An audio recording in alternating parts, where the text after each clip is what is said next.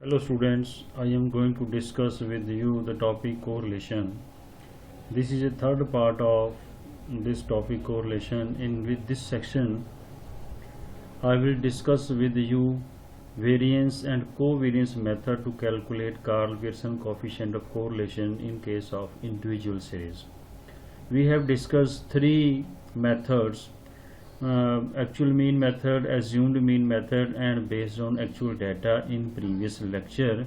In this session, I will discuss with you variance and covariance method, variance covariance method to calculate coefficient of correlation.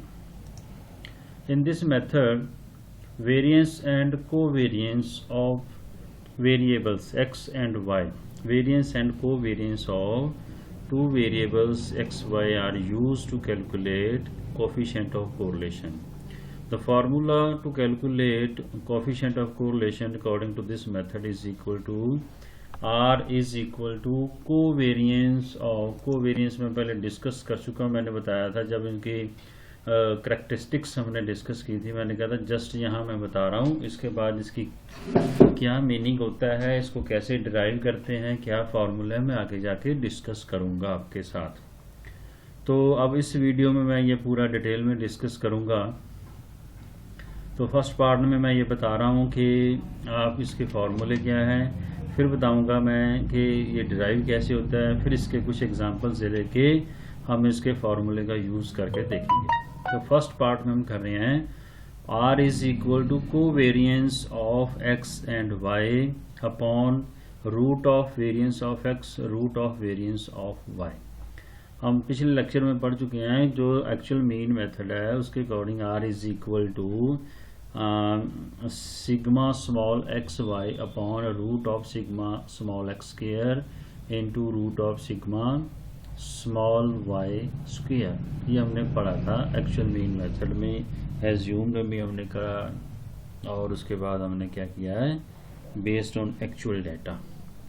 तो यहाँ हम कर रहे हैं variance and covariance. तो first formula ये है, इस फार्मूले में जो आपने कोवेरियंस है उसको हम ऐसे भी लिख सकते हैं और करके covariance of x Y upon sigma x into sigma y. इसको स्मॉल, ये सिग्मा है, ये भी सिग्मा है, ये कैपिटल फॉर्म है, ये स्मॉल फॉर्म है। ये स्टैंडर्ड डेविएशन के लिए यूज़ किया जाता है और ये आपका समेशन के लिए यूज़ किया। इनका अगर स्क्वायर करते हैं हम ऐसे sigma square sigma y square sigma x square, तो ये वेरिएंस बन जाता है। तो वेरिएंस शो करने के लिए बताने के लिए जो सिंबल यूज़ किया जाता है सिग्मा एक्स स्क्वायर है, सिग्मा वाई स्क्वायर है वाई के लिए। तो ये सेकंड फार्मूला ये भी लिख सकते हैं हम। और फार्मूला क्या है, अब कोवेरियंस किसके इक्वल होता है, कोवेरियंस इज इक्वल टू, हमने वहाँ पढ़ा था कोवेरियंस का मतलब बता दूं, वेरियंस कोवेरियंस का मतलब variance between the two series, दोनों सीरीज के अंदर साइमल्टेनियस जो वेरियंस आएगा तो उसको कहते हैं कोवेरियंस। तो उसका फार्मूला है sigma x Y upon N minus x bar Y bar, ये कोवेरियंस है। ये वाला पार्ट, इस पार्ट को अगर हम बताना चाहें ये कोवेरियंस आ गया। और हम रूट, क्योंकि मैंने अभी बताया सिग्मा एक्स स्क्वायर, अगर हम वेरिएंस लिखें, वेरिएंस ऑफ एक्स सीरीज लिखना हो तो उसको हम ऐसे भी लिख सकते हैं, वेरिएंस की जगह हम लिख रहे हैं स्टैंडर्ड, ये वेरिएंस के लिए सिग्मा स्क्वायर। तो स्क्वायर से रूट कैंसिल हुआ तो इसलिए हमने लिख दिया इसको एक्स, सिग्मा एक्स और sigma y, standard deviation of x, standard deviation of y. यहाँ पर वेरिएंस ऑफ एक्स है, वेरिएंस ऑफ वाई है, रूट के साथ आपका जो स्क्वायर है कैंसिल होगा, उसकी जगह आ जाता है स्टैंडर्ड डेविएशन। इसके फॉर्मूले में कैसे ड्राइव किया है, कहाँ से बने हैं, ये सारा आगे आने वाले पार्ट में मैं डिस्कस करूँगा आपके साथ। नेक्स्ट इसको और करके हम लिख सकते हैं, कोवेरियंस की जगह मैं ये पहले भी डिस्कस किया है, sigma small X capital X Y minus N upon N minus x bar Y bar को हम लिख सकते हैं। कोवेरियंस का फार्मूला ये भी sigma small x Y upon N, और which is again equal to sigma X minus x bar y minus Y bar इनको मल्टीप्लाई किया अपॉन n, और ये फार्मूला किसके इक्वल, फिर उसी के इक्वल आ गया। तो ये कैसे फार्मूले ड्राइव किए गए हैं, कैसे हैं, और करके हम इसको क्या लिख सकते हैं, r is equal to covariance की जगह हमने क्या लिखा, ये आपका कोवेरियंस एज इट इज आ गया, ये कोवेरियंस है। अभी आपने ये लिखा कोवेरियंस क्या है, sigma small x Y upon n. ये हम इसलिए बार बार इतना रेपिटेशन कर रहे हैं फार्मूले का, क्योंकि बहुत सारे क्वेश्चंस होंगे, किसी में कोई इंफॉर्मेशन है, किसी में कोई है, तो हमें सारे इंफॉर्मेशंस में से क्या यूज़ करना है, क्या ये सारा आना चाहिए। वेरिएंस क्या है, कोवेरियंस क्या है, कोवेरियंस का दूसरा फार्मूला क्या है, तीसरा क्या है, एक इंफॉर्मेशन गिवन है। मान लो किसी क्वेश्चन में ये लिखा होगा this is equal to some value, तो हमें पता होना चाहिए ये कोवेरियंस है, इसमें एन से डिवाइड। इसका मतलब किसी क्वेश्चन में सिर्फ सिग्मा एक्स वाई होगा, स्मॉल एक्स वाई गिवन होगा, और हमें एन भी गिवन होगा। हमें कहा जाएगा कोवेरियंस मेथड यूज़ करो, तो हम क्या करेंगे, स्मॉल एक्स वाई को एन से डिवाइड करके कोवेरियंस कैलकुलेट कर लेंगे। तो हमें सारे टूल्स पता होने चाहिए, सारे फार्मूले पता होना चाहिए, किस तरह से क्या यूज़ कर लेंगे। तो आपका ये पड़ा है कोवेरियंस, और आप उसकी जगह हमने ये कोवेरियंस को ऐसे भी लिख सकते हैं, ये भी लिख सकते हैं, साथ में हमने सिग्मा एक्स और सिग्मा वाई लिख दिया। तो फोर्थ फार्मूला ये आ गया। ये सारे फार्मूले क्या हैं, कोवेरियंस वेरियंस पर बेस्ड हैं।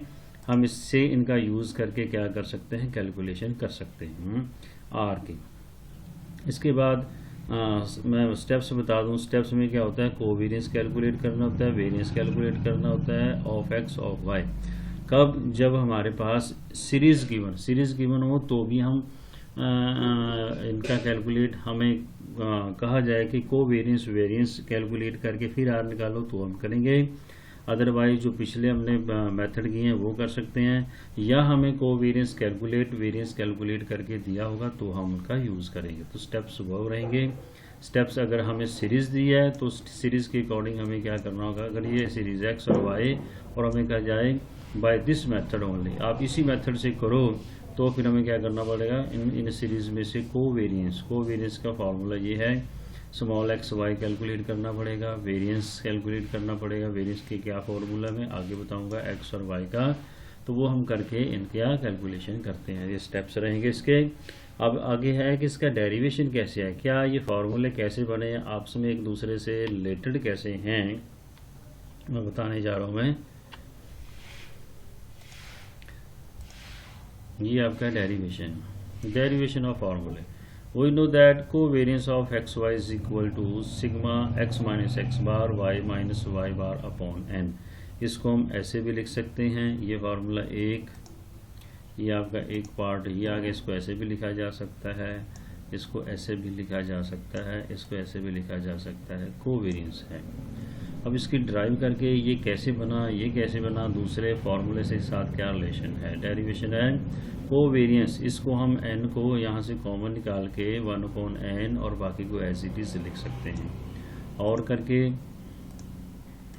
हम क्या कर सकते हैं, और करके लिखा हमने 1/n, ये सिग्मा, पहले इनको आपस में मल्टीप्लाई किया, x को y के साथ, फिर x को y बार के साथ, फिर x बार को y के साथ, फिर x बार को y बार के साथ, और साथ में सिग्मा के साथ मल्टीप्लाई कर दिया। तो ये क्या बनेगा, sigma x Y minus sigma, summation जो होता है वेरिएबल का होता है, कांस्टेंट का नहीं होता। आप इसको ऐसे भी लिख सकते हो, वाई बार और सिग्मा एक्स, ऐसे भी लिखा। ये दोनों का समेशन नहीं है, एक्स का समेशन है और वाई जो है वो कांस्टेंट होता है, जो मीन है वो कांस्टेंट है। यहाँ भी ये लिखा है X bar sigma Y plus sigma X X bar Y bar, ये कांस्टेंट हैं और इसके साथ 1 है, तो 1 का जो हम समेशन लेते हैं वो n आता है। n means up to n numbers. अगर आइटम 1 है तो 1 आ जाएगा, 2 है तो 2 आ जाएगा, 3 है तो 3 आ जाएगा, अप टू n है तो n आएगा। इसलिए हम क्या करते हैं, n लिखते हैं। ये क्या था, x बार कांस्टेंट है, इसका समेशन ने लिया, y बार कांस्टेंट है, समेशन नहीं है, तो 1 का समेशन क्या आएगा, 1 का समेशन जो है हम क्या लिख रहे हैं, इक्वल टू n। हम लिखते हैं sigma i 1 from n, means i goes from 1 to n।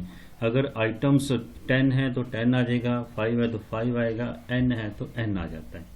उसके बाद हमने n के साथ डिवाइड कर दिया सभी जितने भी हमारे पास ये पड़े हैं वेरिएबल्स, इनके साथ हमने क्या किया, डिवाइड कर दिया इनको। Sigma x Y upon N, sigma X upon N into X bar minus x bar sigma Y upon N, X bar Y bar N upon N, N upon N से cancel हुआ ये, और यहाँ पे जो वैल्यू आ गई X sigma x Y upon N minus ये X sigma X upon N X bar होता है, sigma Y upon one Y bar होता है, तो x upon N X bar Y बार माइनस एक्स बार वाई बार, और ये प्लस का x bar Y bar, ये आपस में कैंसिल हो गई, और अल्टीमेटली हमारे पास जो वैल्यू आ गई ये वाली आ गई जो हमने पहले लेगी, वही फार्मूला है ड्राइव करके।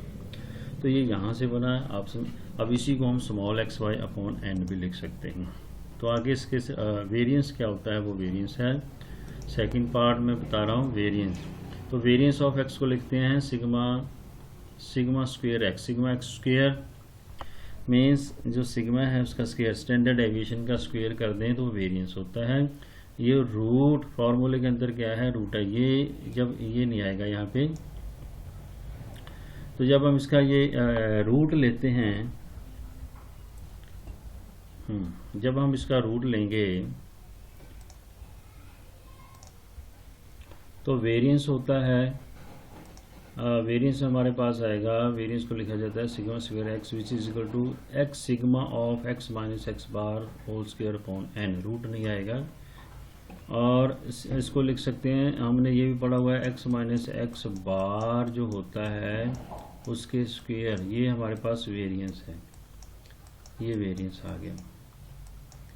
तो ये इसको स्मॉल एक्स भी लिख, small x square upon n, ये साथ में सिग्मा है, ये हमारा वेरिएंस है, रूट नहीं आएगा। अगर हम रूट लगाते हैं तो यहाँ से इसका स्क्वायर हट जाएगा, ये स्टैंडर्ड डेविएशन आ जाएगा हमारे पास।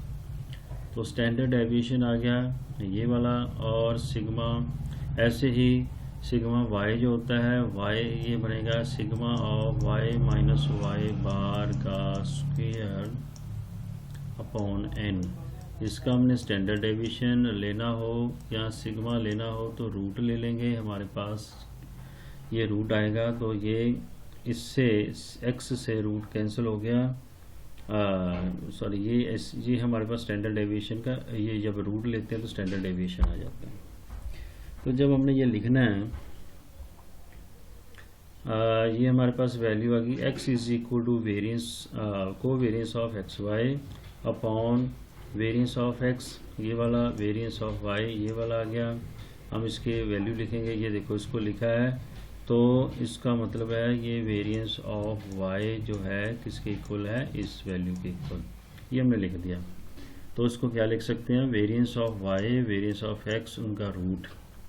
तो अगर हमने इसको स्टैंडर्ड डेविएशन लिखना है तो ये आपका रूट से जो आपका स्क्वायर है वो कैंसिल होगा, तो इसको हम ऐसे भी लिख सकते हैं sigma x Y upon n, ये एन ऐसे भी लिखा जा सकता है इंटू सिग्मा एक्स और सिग्मा वाई। तो ये नया फार्मूला आ गया आपका फोर्थ वाला।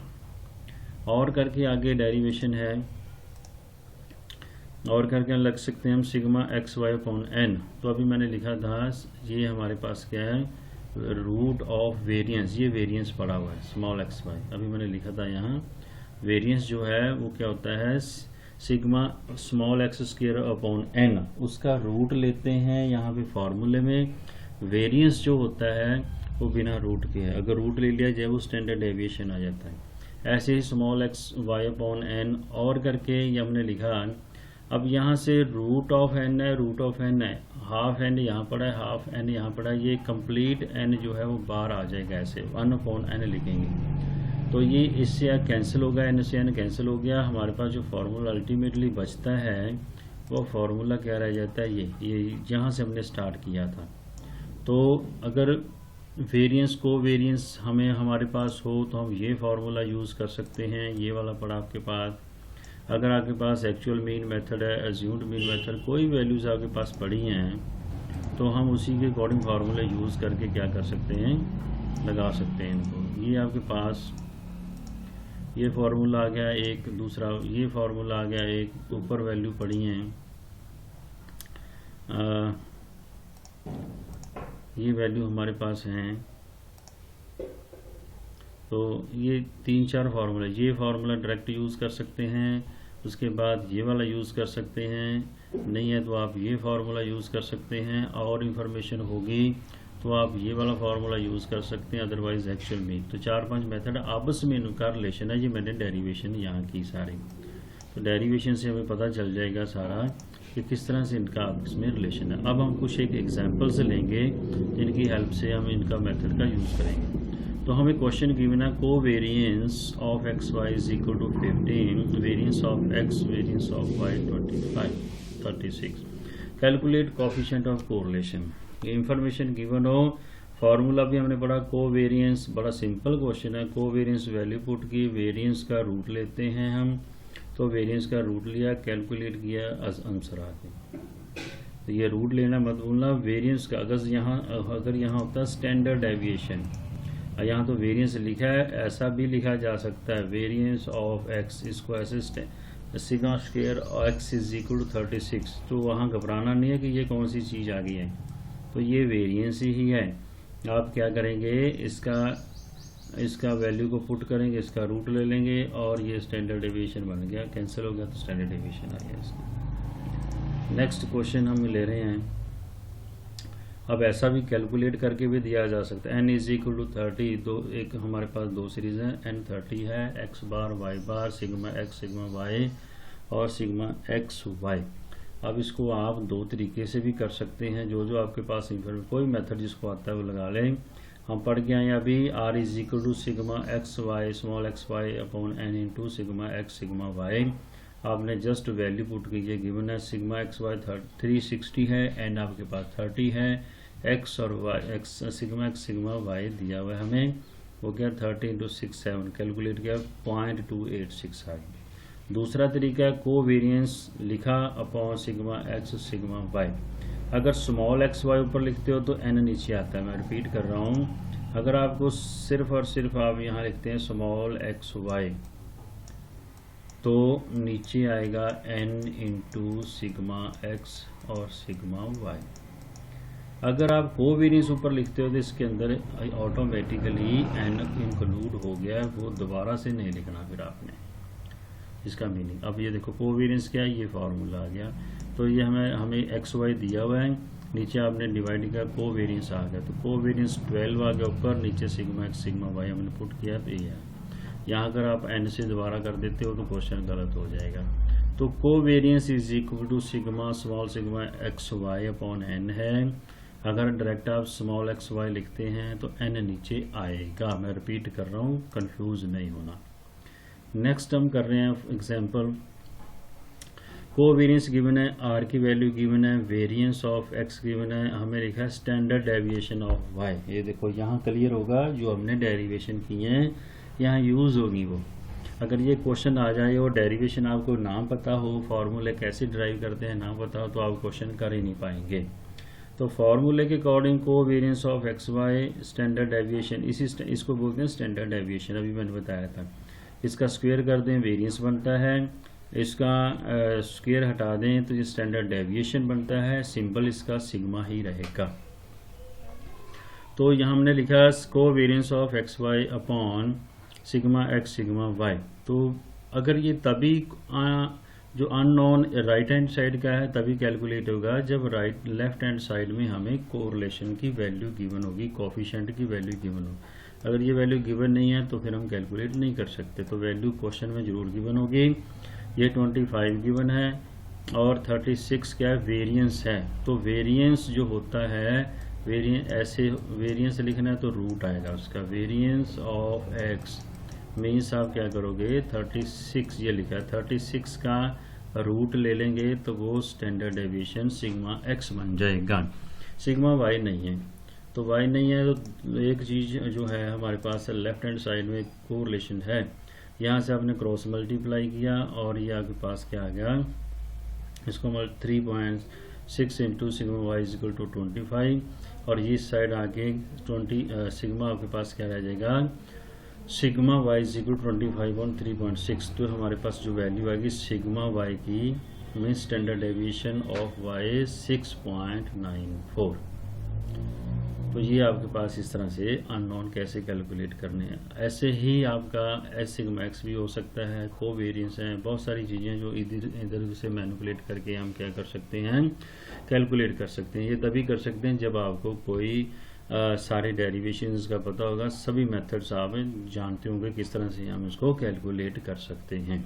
तो मुझे आशा है कि आपको ये अच्छी तरह से समझ आ गया होगा। किसी तरह की कोई प्रॉब्लम है तो आप मेरे से पूछ सकते हैं, कमेंट बॉक्स में भी पूछ सकते हैं, डायरेक्ट आप फ़ोन करके भी पूछ सकते हैं। तो ये था आपका fourth method, variance covariance to calculate coefficient of correlation in case of individual series. Next आने वाले पार्ट में हम करेंगे ग्रुप्ड डाटा के अंदर कोरिलेशन कोएफिशिएंट कैसे कैलकुलेट करते हैं। Thank you, thanks, have a nice day, stay at home, stay safe, bye bye, thank you very much, all the best.